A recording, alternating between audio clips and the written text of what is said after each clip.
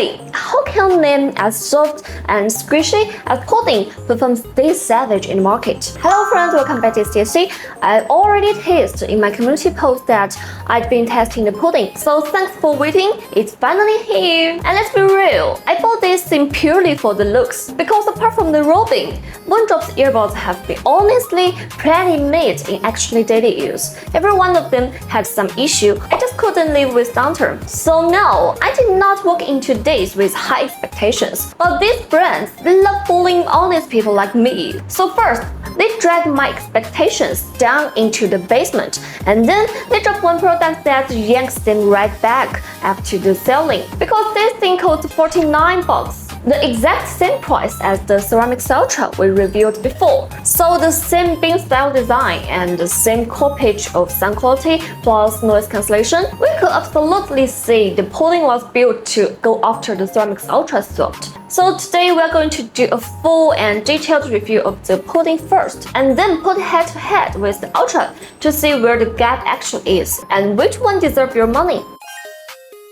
So quick heads up before the review proper, I ran into some software issue while I testing the pudding. So first, the app version I installed before simply would not let me into the PEQ mode. So normally, you just do an OTA or the app update. But after I clicked the firmware update, the Moondrop's app showed no available version at all. So I had to go to the official website and re-download the whole app. And even after installing the newest version from the site, it still kept telling me to update to the latest version 3.5.2 while giving me no way to actually do it. So I fought with this thing for hours and never got it started. But since I could at least get into the PEQ mode, and in that changelog, nothing looked like it would seriously change my experience. So all the test results in this video are based on the version I have installed, which is 3.2.6. Not my fault, I generally tried, okay? Moondrop and Salsa are neck and neck on this issue.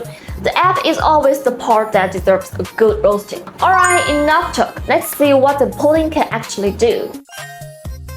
So starting with the design, I really love this pale yellow colorway, and the packaging uses the same transparent shell design as the Space Travel series, with the selling points laid out clearly. And on paper, this back sheet is absolutely more than you'd expect at this price. But the first thing I have to say is the Moondrop finally gave us a lead. You guys remember the Space Travel video, right? The case was in a permanent stage of you don't even need to shake it. The earbuds will just randomly eat themselves out. And this time, there is an actually reset button too. So no more wearing the buds and doing that ridiculous power on ritual of long press both ears for 8 seconds until your ear canals hurt. I used to be young and naive, but now I get it. Once a brand has shipped a lidless zero security case, the moment they release one with a lid, we are all supposed to be grateful and call it all major feature. And you think the powering on used to be a pain? Now they give you a basic reset button and open lid pairing, and suddenly you can feel how blessed you are. So what does that make all the manufacturers who've been dutifully making a lid this whole time? Clearly, they just don't understand how to market. Okay, the matte texture on the lower half of the case feel great in hand, and the magnetic alignment is done well, and this yellow tone actually looks premium. It doesn't read as cheap plastic at all, and the mold lines on both sides are tolerable.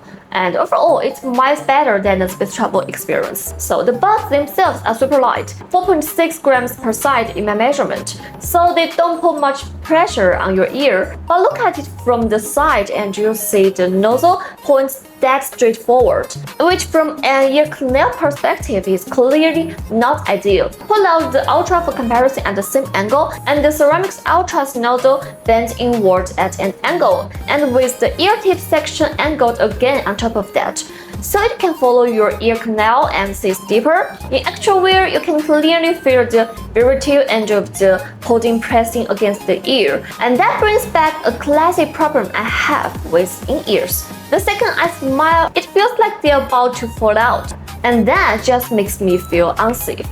So my only option is to wear this soft, squishy pudding and become an emotionless killer with a straight face. Also, the stock silicone tips are on the stiff side at the front. And because the outer shell is this shape, it lands exactly on my upper ear. And after about 2 hours, it was generally get painful. But if you got bigger ears, you probably won't have this problem. And here's a grip that probably nobody else would bring up. There is an always-on breathing LED on the faceplate. During the day, I didn't even notice it, but when I got home at night, my friend's attention was completely hijacked. They just kept staring at my ears the whole time. I'm not gonna lie, it was a little embarrassing. That said, it looks like the option to turn off the indicator light was added in the new firmware update, so it's not really an issue anymore. While my friend was laughing at me, I couldn't help wondering, is this Moondrop's actually strategy that you get out for drinks at night and your ears starts dropping and the whole table notice and boom, everyone buys a pair. But one thing for sure, if you were hoping to use this LED as a visibility light for night rounds, that's not happening. Now for the part that genuinely surprised me, the noise cancellation. So in the past, the products like the Robin and the Golden Age went with single feed-forward mic ANC in pursuit of maximum sound quality and frequency response accuracy, which meant the ANC was metalcore and of course the wind noise handling was rough. This time, they've gone with 2 mics per side, 4 AI mics in total, and doing adaptive noise cancellation, the capturing the environmental noise in real time and feeding back the inverted signal to cancel it. Looking at the frequency response curve from our test, there is no super deep maximum depth, but it holds a stable level of cancellation across the 50 Hz to 3 kHz range, and that is a generally excellent result at 50 bucks. And here's the thing, what actually shapes your real-world ANC experience isn't the PEQ number, because the noise around you is never locked to one frequency. Being extremely great at a single band doesn't mean that your word gets quiet, and the pudding average around 30 decibel of reduction, and it starts fluctuating pretty heavily after 3 kHz, which means it's relatively strong against low-frequency noise and human voices, hitting roughly 70% of what a benchmark like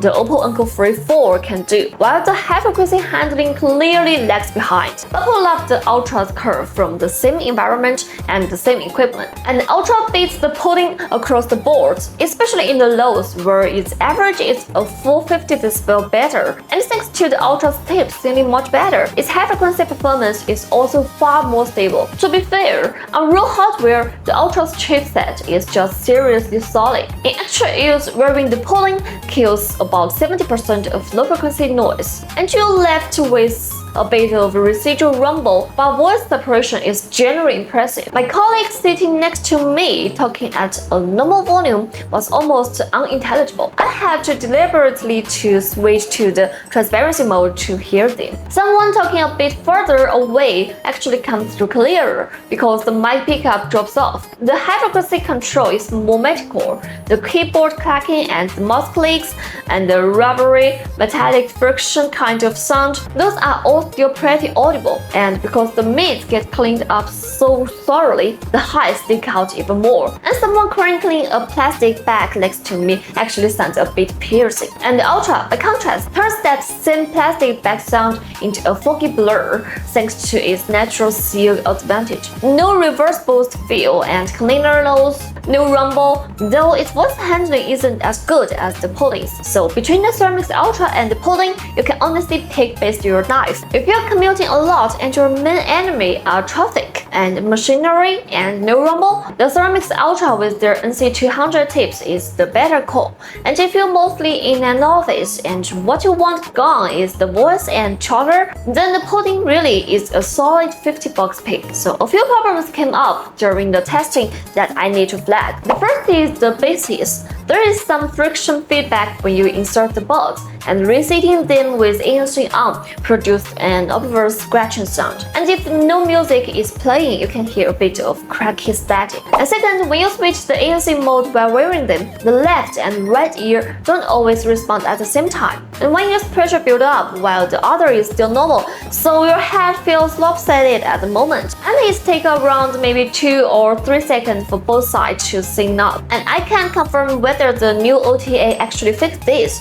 so if you run into them, just hit up customer support. Then the wind noise resistant is also not great. Cycling with the wind noise reduction mode on, and the noise feedback was still seriously intrusive. And finally, the transparency mode is clearly voice-first design. It restores the voice reasonably well, but ambient distortion is still obvious. Overall, it's a decent showing and a real step up from the Space Travel 2 Ultra. It no longer sounds like an old radio and no more foggy veil over everything. Although hearing your own voice in the earbud comes with a bit of echo, which is just a cheap commute limitation, they simply can't avoid it.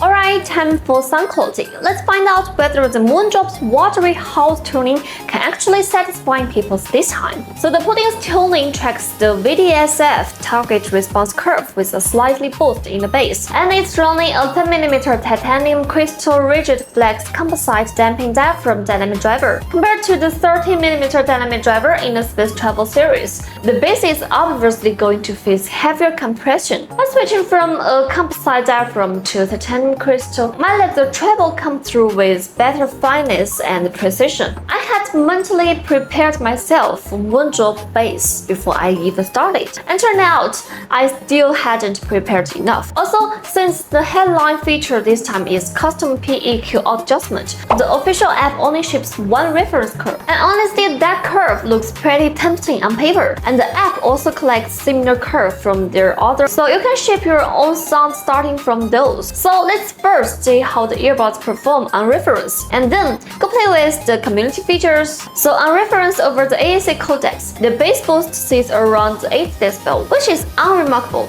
So in short, there is not enough quantity and no punch behind it. The pudding's bass is somehow even weaker than the Space Travel 2's Ultras. I once said that the Space Travel 2's bass sounds like just someone stretched a maybe 30-meter plastic tap, but couldn't pull it tight before hitting it. And so well, the pudding's bass is like a 10mm drum head stretched way too tight. So every hit comes out with zero bounce. All the drum energy clustered right at your ear and never spread out. So on the normal pair, the bass diffusion feels like it fits your whole head, and goes up bass reach feel like diving down to the sea land, and the pudding just floats on the surface. So give it music with the big drums and it's honestly a disaster. Listen to the press tag, a song we all know. The moment the drum gets assertive, the bass just jump up right at the ear, like it's blocking every other sound out, and even Jesse's massive vocal pressure gets scratched flat. And Billy's bad guy, on the other hand, actually delivers that dark and gloomy and sinister world vibe. So hey, it's just an atmosphere achieved. And in the mix, the vocal positioning is moderate, imaging isn't strong, and the resolution is average. On ANC, it honestly feels below the Space Travel 2 Ultra's resolution, and there is a lot of air around the vocals, which makes them just sound slightly hollow, like you can't quite pin down where the voice actually is. Whatever, the upper mid instruments do well. It's clean, crisp, and bright without much extension. And if you play solo piano or violin, you can still catch some of that extension and delicacy. And the treble is not fully suppressed, so violins and the like come across a little dull. And overall on ANC, the soundstage is moderate in size, and the performance is extremely genre picky. Honestly, I think it's track picky.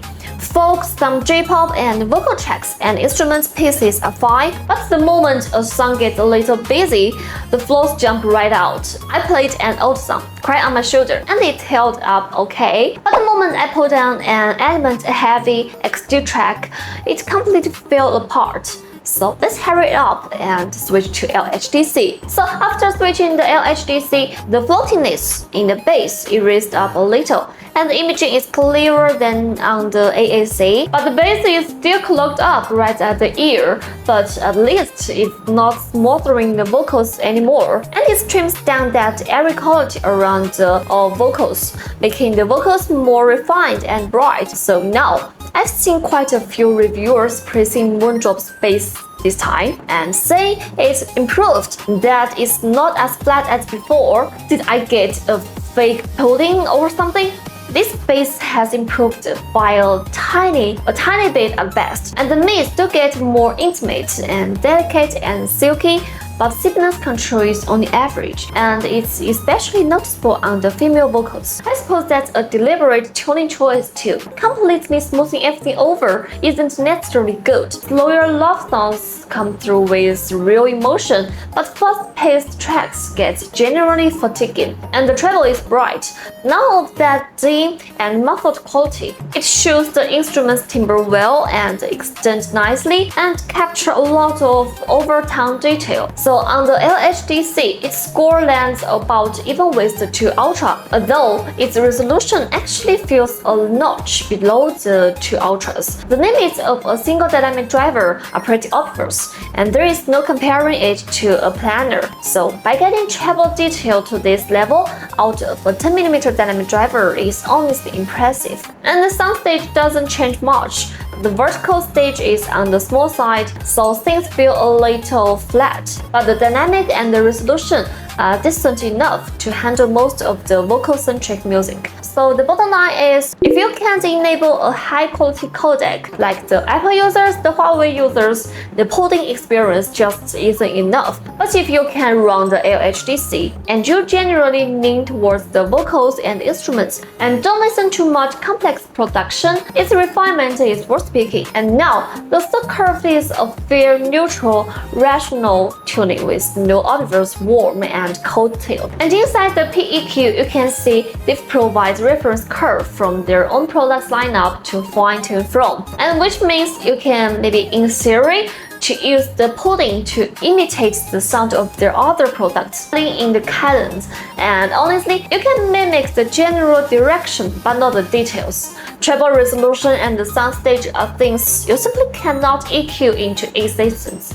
So just treat it as a fun little mini game. But I think the future potential here is real. Imagine something with generally good driver hardware like the Golden H2 carrying the PEQ system. The ceiling for the imitating different IEMs would be way higher. So for the Pudding specifically, the main thing that it needs to fix in is obviously the bass. I had a go at pulling the low end around, and that clogged feeling is honestly hard to optimize away because the vocals are already sitting so far forward. So even controlling the sub bass and lifting the mid bass, the bass still sounds a bit gray and ashy. So with my adjustment, the bass focuses into more of a point and gain more extra punch, reaches deeper, and the treble gets smoother with the sibilance range in, which particularly fixes the issue I mentioned and makes it adapt to more genres. If you've bought a Pudding, give it a try, and credit where it's due. The system itself is thoughtfully built. You can scan a QR code or import a link to use someone else's tuning directly. And the community is already full of user-published curves, so the interactivity is generally maxed out. That said, you all know that I'm not an EQ person. I'm not about to actually sit there trying to sculpt a cadence out of this thing. So Pudding versus the Ceramics Ultra. The gap between these two sounds is honestly pretty clear. The bass is absolutely the Ultra's home turf. Under classic Russell suppressive EQ, the bass blankets the entire top of your head, completely impossible to ignore. Yet, it never creeps into the center of your skull, and never contaminates the cleanness of the vocals and the instrument. It's not that nothing style or Suncore style, the head pounding and addictive bass. It's bass with real texture and real muscle. In the mix, the Ultra isn't as watery smooth as the Pudding, but it's more intimate and more present, giving you that feeling of a live concert happening right in front of your face. And the treble should be the Pudding's comfort zone. But honestly, the Pudding's resolution just doesn't match the Ceramics Ultras, so it ends up being two different flavors. The Pudding is cleaner, better suited for long sessions of treble-heavy instruments listening. The Ultra is packed with detailed but slightly thin, and it presents the complex arrangement far better. So let me use You Say Big Girl from Attack on Titan as an example. On the pudding, the opening drum build-up clearly lacks the grandeur that it has on the Ultra. The sound just hangs in the ring around your ears, while the Ultra floods your entire head with it.